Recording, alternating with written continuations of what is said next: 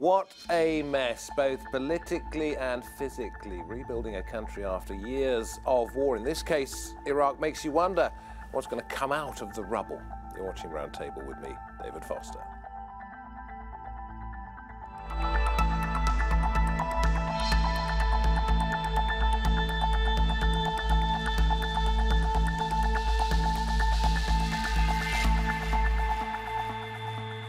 Billions of dollars have been promised, mostly in this case from Gulf countries. So what do they want with Iraq, and why don't others in the international community, particularly the US, appear ready to help with the money?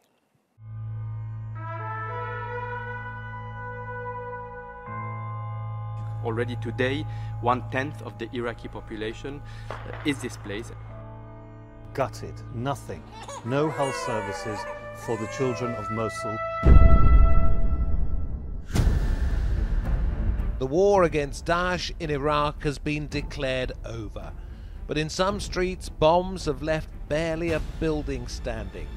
Restoring some sense of normality to the country's major population centres is a priority. $30 billion has been promised, with Kuwait, Saudi Arabia and Qatar some of the biggest possible donors. But their intentions have been questioned by some. How will their influence shape Iraq and the region? And what else does the country need to be stable and secure? An international conference to help Iraq rebuild saw Gulf countries dip into their pockets, at least in terms of promises. Iraq is on the right track for recovery. But some claim their donations are part of a tactic to counter growing Iranian influence in the region. The United States, despite its involvement in the Iraqi conflict, has offered no money up front. Reconstruction is expected to cost at least $88 billion, and even after the promised donations, Iraq is about $60 billion short. Iraq is the 10th most corrupt country in the world, according to Transparency International. Many have concerns that much-needed funds won't go in the right pockets. And with oil prices relatively low, Iraq is facing severe economic challenges. Daesh is still a concern. Attacks persist, with 27 Iraqi militiamen recently killed. Can a new Iraq ever be built?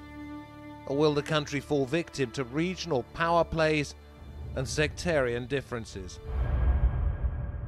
Well, plenty to talk about, a great many years to cover, and joining us at the round table is Nazli Tarzi, Iraq analyst and writer. We also have Ammar Waqqaf, founder and director of GNOSOS, a think tank that focuses on the Middle East. We have Doyle, a commentator on Middle Eastern politics and director of the Council for Arab-British Understanding, and Abbas al-Hussaini, the Chief Executive Officer of Symexco, an investment and reconstruction group who might have quite a lot to say about the plans for Iraq in the future.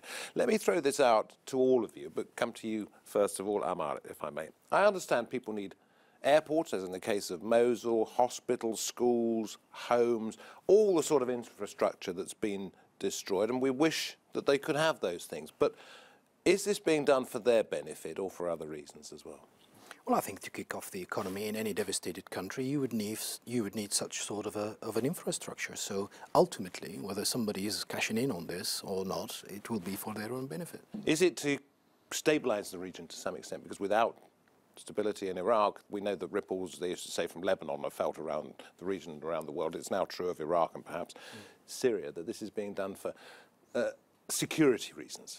Well, you could argue that since the invasion of 2003, the whole region hasn't been stable because of the ripples and the vacuum that it created, that was filled ultimately by the Islamic State organization. So yes, starting to piece up the region together, that would be a very sensible thing to do. So who gets the most out of this, do you think? Well, I think the important thing about the rebuilding element actually is the human component of this, because if you're going to try to put a country together again after all that Iraq has gone through, and not just in the last few years, I mean, go back to 2003 and even before that, the period of sanctions, and you've seen so many people displaced, losing their homes, you've had the issue of gender, sexual-based violence.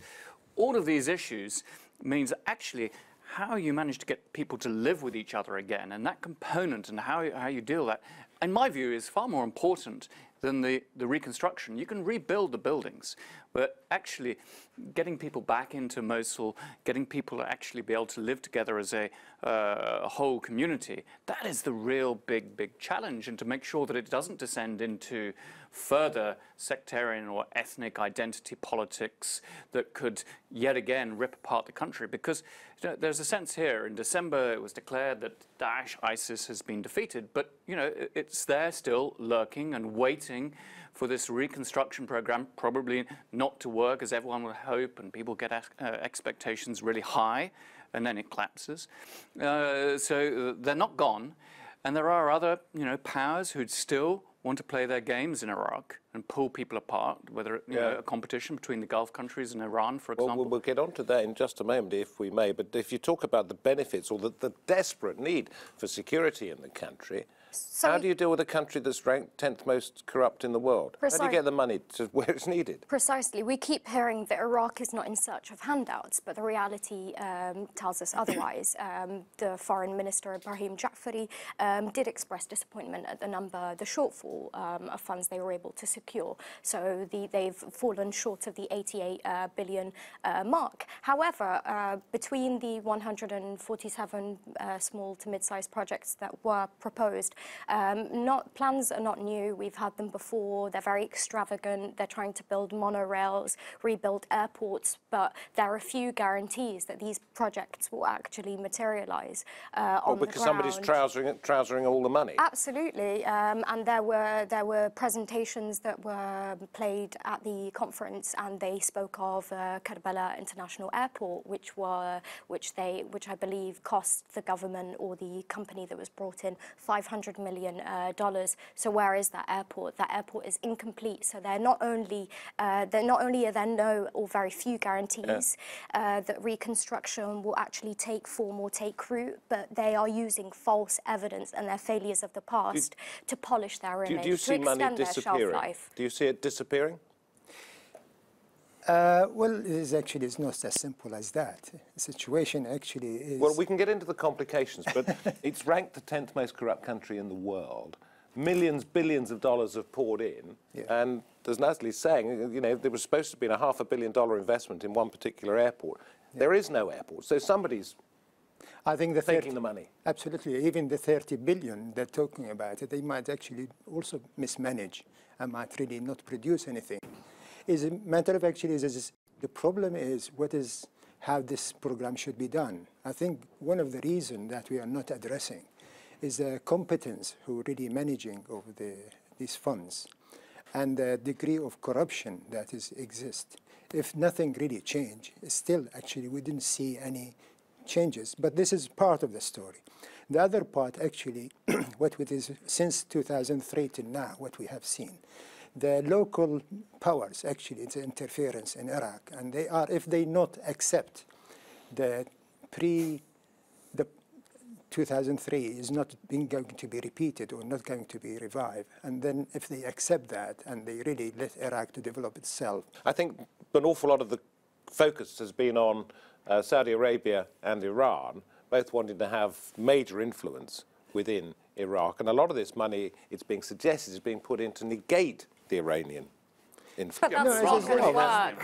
I mean, Iran is... All right, to lessen it. So, the Gulf countries in many ways have been absent in Iraq for a while, and in a sense they're now stepping forward. But exactly how their money is going to be spent, they don't necessarily have the record of it. The Gulf states are there to be milked as far as the Iraqi government is concerned. They're brought in when the government needs them. But as far as Iran is concerned, Iran is already consolidating its hold in the region militarily.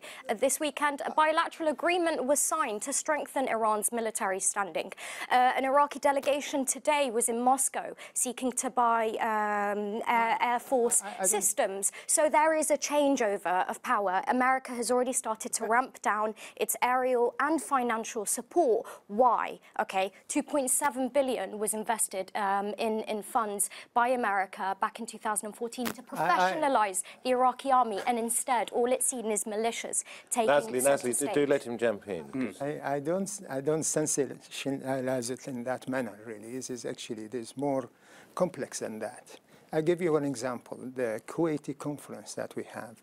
This was the very recent one where the very pledges were made. recent one they talk about, and they give loans and donation to Iraq.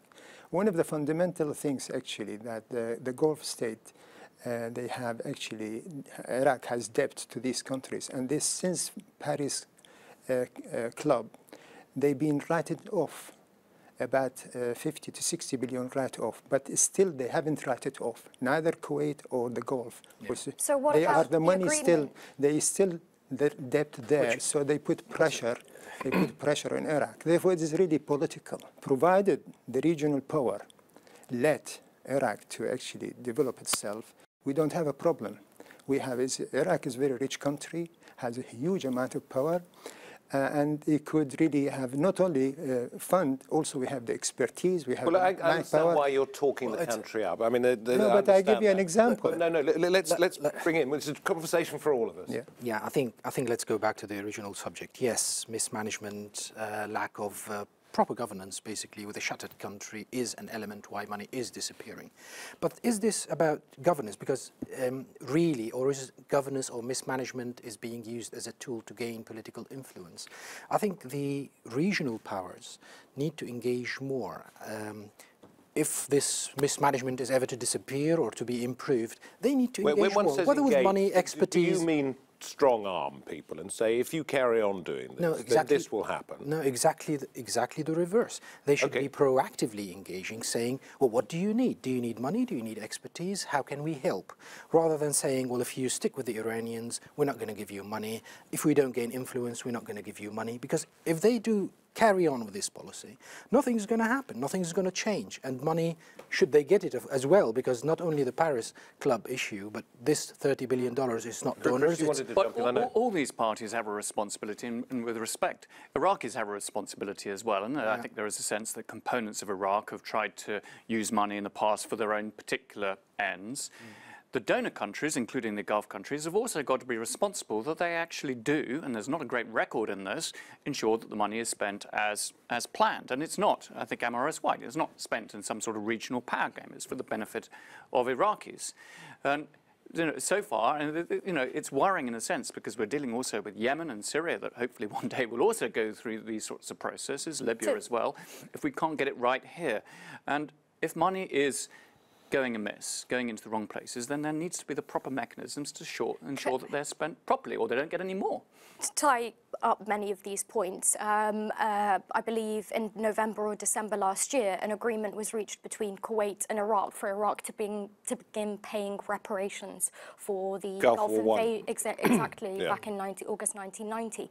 So the big question here is, if Iraq's track record is not improving and only getting worse, why is there still an appetite for investment? Iraq has two revenue streams. One is oil, right, which accounts for 90% of GDP, and then you have loans, and that's the flood of foreign money coming into the country. Neither of those things is going to improve the situation. People are now using the liberation of Mosul and the return of IDPs as a measure of stability as bargaining chips. When in actual fact, internally displaced people. Yes, the vast majority of IDPs haven't any basic services. So there are other issues at play here. Corruption is just one part of the story. You bring up an interesting point. State institutions. Nazli, who's going to fix that? We are outsourcing government functions, so we can't continue to say that Iraq has to pick up the tab or fix its own problems. May I just ask you a question? Because you bring up an interesting point here, which is that there are two revenue streams, in your opinion, oil and loans. But I've been reading recently that Iraq wants to diversify, that it wants to get away from oil as its main source of revenue. And I'd be fascinated to talk to somebody who might know a little bit more about this and say, where would it go? What would it do? Well, it is very difficult to change from overnight from actually oil to a different industry. Look, Iraq has a really very good industrial infrastructure. However, really lack of cash and the war. But what would it look at besides agriculture? Oil? Okay. We have really, you can see the country, Iraq, by nature is an agricultural country. tourism. But the tragedy about it, we import the fertilizer. While we could produce fertilizer then cheaper than anywhere else. Why we don't produce it? Because we have cash of fund to really make the factories to operate. I believe, you see, Iraq, what is required is not only money. Iraq need actually the transfer of technology from the West to Iraq. Well, one of the biggest problem we have actually lack of experience and confidence of staff actually running the thing. One of the things we could really help, which is World Bank helping, UN is helping there, to develop a better management and competence of really staff. One of the biggest problem. This is what we want. I just mentioned actually regarding what he said about the money. Yesterday in Baghdad, there was a meeting between the government representative and representative of all countries that they really donate and actually offer the loans. And it's been agreed that anybody give the loan or the donation, they will be participate or they will be joint observing with all the money when going to be distributed. Allow me, please, just to take this to a different level, because we are limited by time. I know you want to get in on this point, but I want to ask you about elections which are coming up in May, because thereby hangs a story about security, the future of the country. Is there a danger that we're going to see some kind of disturbances and violence around the elections, or do you think they're going to go fairly smoothly? Well, we don't know yet. I mean, there are some alliances that are taking shape. Some of them are strange, and as mentioned before. Now, the issue is, let me link the two things together. Please. How do we make professional Iraqis, world-class Iraqis, the Zaha Hadids of the world, God rest her soul, come back to Iraq and feel like proper stakeholders and do for their own country? You don't need to import technology. You've talked about the IDPs, the internally displaced. How about the externally displaced? How do they feel that this is our country and we need to... well, how do you do that? Well, political process. The expats are part of the problem. But which brings us to the elections, which brings us to stability. Exactly, yes. So we need... And the suggestion that the current Prime Minister, Haider al-Abadi, is going to put pressure on these massive number of militias called the PMF, the Popular Mobilization Forces, Iranian-leaning, to disband, and that could cause major problems. Well, that is because of a power vacuum that these people are there, because of the ISIS. Some of them is reactionary. It's not the modus operandi per se. But it's a hair-trigger environment. But Iraq, to go forward, needs to be able to develop a new social contract with its nation. Having militias, etc., cannot really ultimately be a part of that. 150,000 people, I read. It's, and it means that not just that the state should be powerful, but institutions and a proper rule of law has to come in, and we're a long way from that. And that's why I say the human component of it is so much more important than the actual rebuilding an airport or a school, as vital as that's going to be.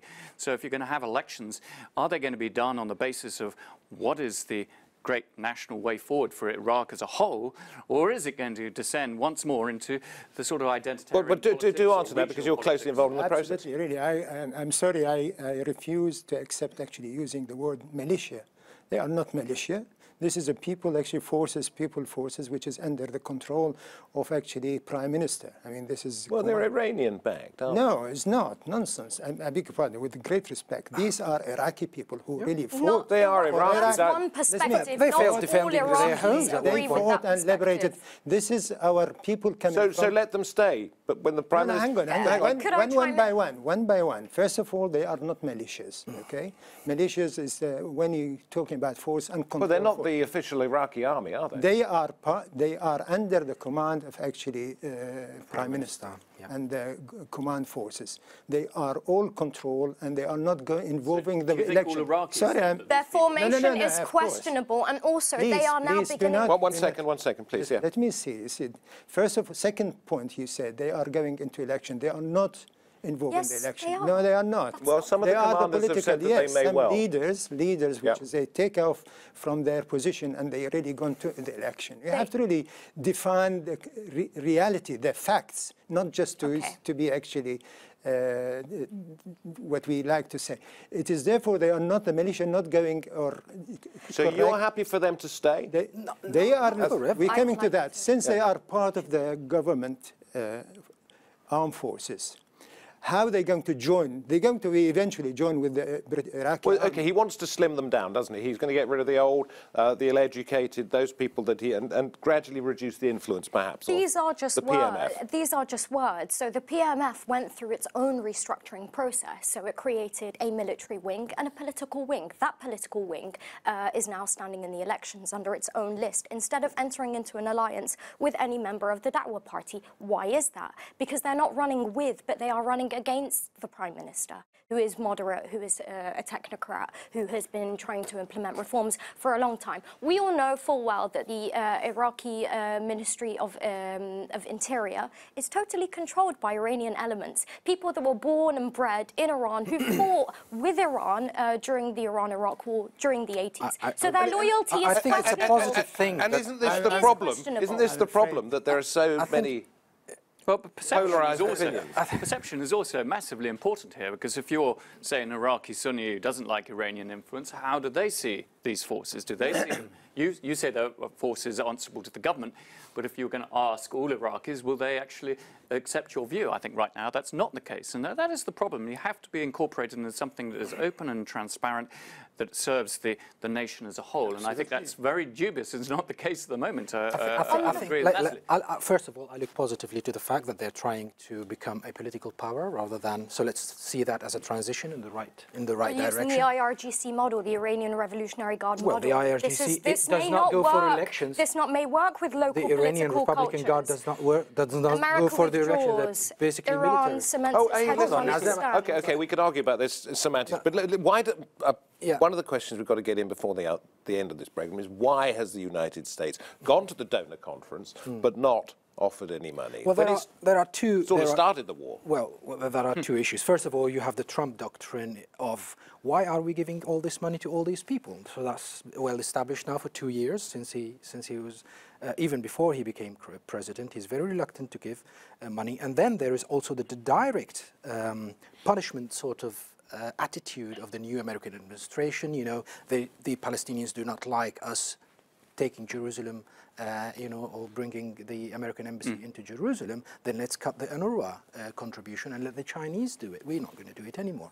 So there are two issues here. But if it wasn't before, if it wasn't for the Americans sort of advising, I would say pushing the Gulf states to contribute towards Iraq, i.e. counterbalance Iran, I don't think... So nothing's changed. It's proxy influence through regional powers. I think the Americans are holding back to gain... I'll let you come in just a second, but... We're going to have to get used to this. I think Donald Trump has made it quite clear, Ammar is right. I mean, they're looking to cutting US aid overseas by about 30%. Yeah. And at any given opportunity, Donald Trump will look to cut aid. He did it with Pakistan as well. He's done it with UNRWA, etc.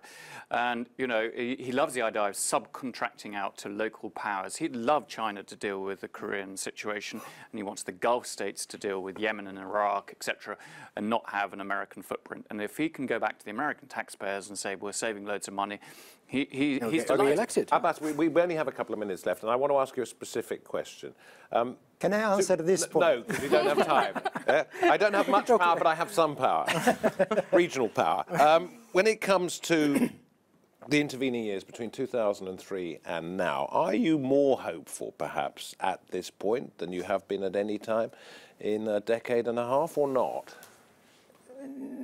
Not really. I don't think the election going to change much. I'm sorry. Look, my view is the situation will be better after the next, not this election, next election of it. But just want to say, actually, we're talking about whether the U.S. should really pay.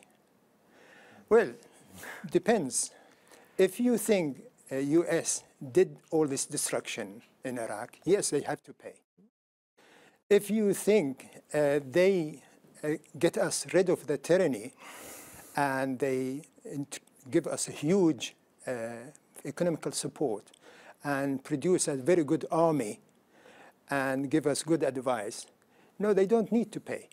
Would you think any of those things are true? Very good question, David. I think get us the tyranny, yes, wonderful. We are grateful. Whether they give us a huge amount of money in Madrid donors.